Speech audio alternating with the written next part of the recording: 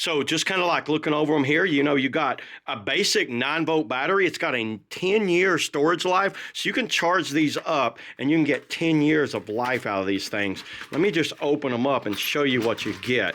So looking over what you get in the package, you get 4 and 4. So there's 8 batteries right there. And then here's what's really cool. Look at this. You get a USB-A to 4 going out there and USB-A to 4 going out there. So let's just go ahead and get one and check it out. So looking over the battery itself, it's got the name Jesse on it. I like the yellow. The yellow is very bright. It's 1,300 milliamp battery. It's a 9-volt lithium ion USB rechargeable.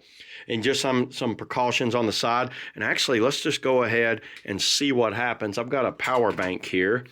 Let's see what happens when we plug in this. Well, right when you plug it in, you do get an indicator light to show that it is charging. I don't know if you can see it in the camera. There's a little red light. Oh, it just went off. So I think they're already charged. This might, oh no, it's still charging. So that's still charging actually. And then what I've got these for, the number one thing that I think these go in is the smoke alarms. So right here, let me show you this thing. See how well they work. So I just put that in. Well, that definitely works. That's loud.